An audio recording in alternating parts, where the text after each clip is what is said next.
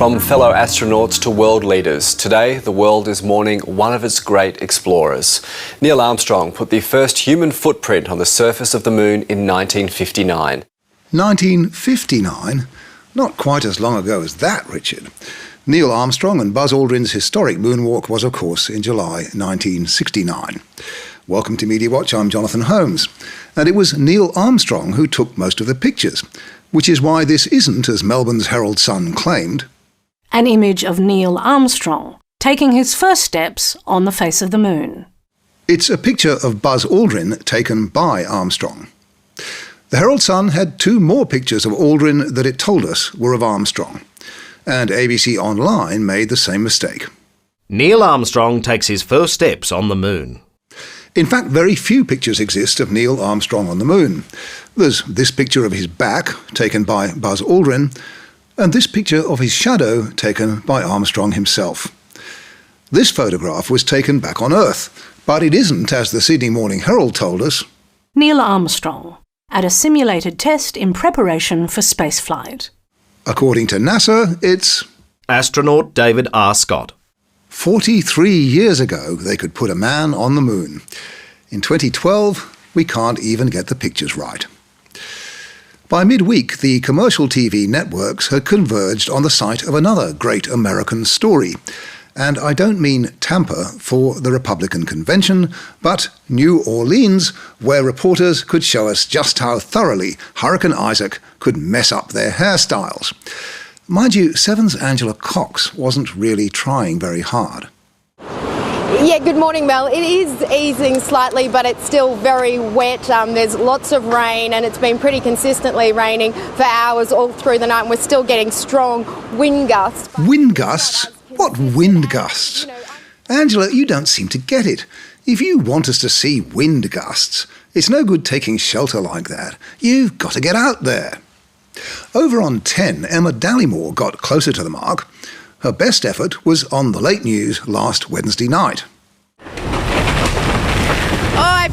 As you can imagine, I'm struggling to hear you in these wind gusts.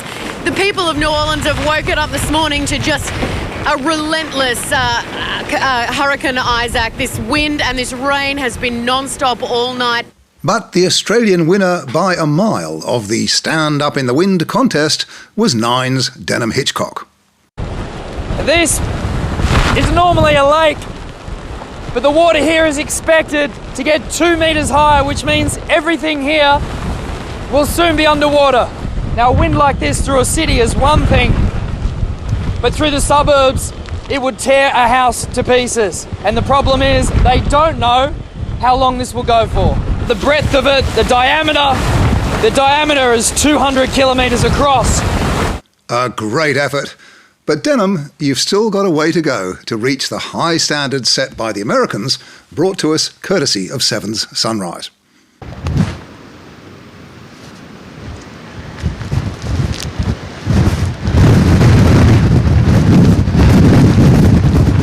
Cue the rain, cue the wind. Woo! And now, back to Australia and the important subject of shoes. Let's take you back to May 2011, when an online shoe seller called Style Tread put out a media release. Nine Entertainment Company have made a small investment in Style Tread Proprietary Limited and are now one of our shareholders. Well, not that small, actually. Nine bought a 20% stake in Style Tread. The release went on, We are thrilled to be able to work with Nine Entertainment to assist us in letting Australia know how convenient it is to order shoes online. Well, Nine Entertainment has certainly helped with that. And I actually stumbled across a website called Style Tread, which is actually now my one-stop shop for shoe shopping. Now, Style Tread is partly owned by Nine Entertainment, so they've got huge marketing clout. They have indeed. In August last year, 4 minutes of pure promotion on A Current Affair to an audience of around 1 million. And it worked a treat. Next day, the website Power Retail reported, Fast-growing online footwear retailer Style Tread, partially owned by Nine Entertainment, experienced a service outage last night after huge volumes of traffic followed a report on A Current Affair. And 4 months later, ACA gave Style Tread's pre-Christmas sale another 4-minute plug. 140 brands, 60,000 pairs of shoes. StyleTread has a well-heeled approach to making sure you're putting your best foot forward. Where do they find writers like that? The Commercial Television Industry Code of Practice says that if a licensee enters into a commercial arrangement in relation to a factual program, and the third party's products or services are endorsed or featured in the program, the licensee must disclose the existence of that commercial arrangement. not a worry in the world. StyleTread is part-owned by the Nine Entertainment Company. There you go, total disclosure. Well, maybe not total. It doesn't reveal that ACA has become part of a whole new commercial strategy by Nine.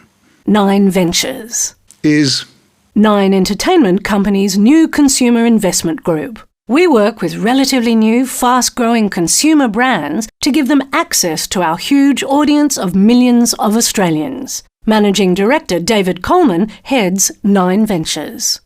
And ASIC records show that in April last year, a new director was appointed to the board of StyleTread. David Coleman. The initial investment by Nine Ventures was worth $4 million. We understand it's increased substantially since then. And A Current Affair is not the only Nine vehicle for pushing StyleTread. And some haven't been as scrupulous about declarations. For example, in May this year, the Today programme's Georgie Gardner had a nice chat with Money magazine's Effie Zahos about online fashion sites.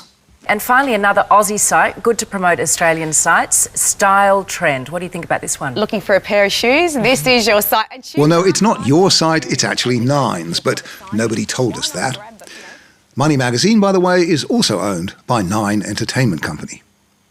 And in July, Sonia Kruger and David Campbell on Mornings were asking, what are the best shopping sites? Paula Joy is here with her top 5. Welcome, Paula. Good morning. Good morning. Paula's the editor of lifestyled.com.au, and among her top 5, there was just one shoe retailer.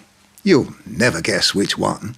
StyleTread. Yes, StyleTread. I mean, this is just... guys as well. Yes, it's for boys, it's for kids. You'd love them, Sonia. Paula Joy assured us that although her website has featured a sponsored post by StyleTread, there was no commercial arrangement with StyleTread in regard to that morning's segment. StyleTread was selected because they provide a good service. No doubt. But surely Sonia or David should have told us that the site is part-owned by Nine. Maybe they didn't even know. And last week, ACA was at it again. This is the warehouse of Australia's newest fashion website. Admittedly, StyleTread wasn't the first online shop Laura Tunstall told us about. It was the second one. Online shoe store StyleTread, of which the Nine Entertainment Co. is a shareholder, has also jumped on the speedy service bandwagon. We've scoured the regulations. As far as we can see, there's absolutely nothing to stop Nine Entertainment doing what it's done. It can invest in as many retailers as it likes, travel, insurance, you name it, and plug them for all they're worth in its programs, as long as it slips in that little declaration. It's perfectly legal, it just doesn't seem right to me. Nine hasn't responded to our questions. The fact is, everyone in the media business is trying to find new ways to make money, and they're cutting costs as hard as they can. None harder than Fairfax Media. Last year on this programme, Fairfax CEO Greg Highwood told me that though costs still needed to come down, the worst was over. Can you tell your troops, and much more important to this programme, your readers, that whatever cuts are down the line, it won't continue to be cuts to the journalism? What I'll be saying is that we'll be investing in creative journalism, the journalism that people read. We need to get our journalism better and better, more interesting, more focused on our market, more focused on our readers. But Fairfax Media's revenues and share price have continued to plunge. In June, Highwood announced that 1,900 jobs would have to go from Fairfax, almost a fifth of its workforce, including 380 editorial jobs.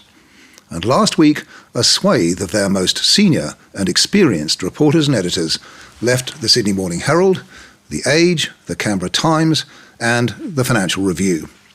they've all opted to take a generous voluntary redundancy package.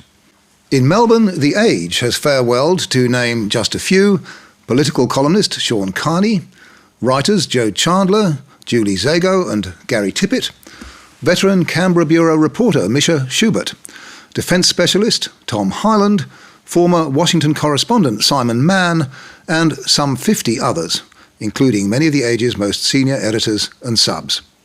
From the Sydney Morning Herald, former Mediawatch host David Marr and social affairs columnist Adele Horan have already left.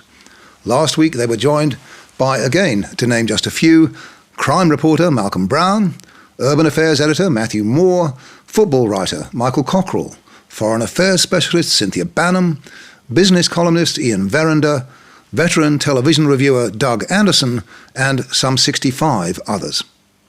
They will be missed by their colleagues and their readers. One of the Herald's elder statesmen, Matthew Moore, told ABC News Radio on Friday, "For the community, I think it's, and for a lot of journalists too, like me, it's a really sad moment because it's a very important institution in this city, and journalism is struggling because the revenue model has broken. But not just at Fairfax, at News Limited too, where they're shedding people as well." Indeed they are, if more quietly. Some 40 editorial staff were given a send-off by the Herald Sun in Melbourne last week. We don't have figures for other News Limited papers, though we know that about 20 have taken voluntary redundancy from the Australian. Several more have been made compulsorily redundant. Among them, the paper's only specialist science writer. The Oz, it seems, has no more need for the services of the widely respected Lee Dayton. Well, the Australian has had an idiosyncratic view of science for a while now. For example, Ms. Dayton's knowledge of climate science is unrivalled at the paper, but I've seen few stories with her byline on that topic in recent times. But back to Fairfax. Editorial director Gary Linnell had this to say last Friday. The very best of Fairfax, the investigative journalism, the long-form feature writing, the analysis and commentary, and our ability to break news and set the national agenda remains undiminished. Well, not damaged beyond repair, we can hope, but hardly undiminished. 4 years ago, Mediawatch aired a special on the future for newspapers and quality journalism in the digital age. One of the participants was the then editor-in-chief of Online at Fairfax Media, Mike Van Niekerk. We had this exchange. The concern, I guess, would be, though, if your web pages are the look of the future, if you like, the developing medium, and the newspaper is the one that's on the way down, if that's the case, does that mean that quality journalism is on the way down? Does that mean that funding the Canberra bureaus and the foreign bureaus and doing the investigative journalism is on the way down? You know, if that would be the case, that would be the time that I would get out of this business, because that would take all the fun out of it for me. That was then, and this is now. One of the senior editors to take a redundancy package from The Age last week was Mike Van Niekerk. Until next week, good night.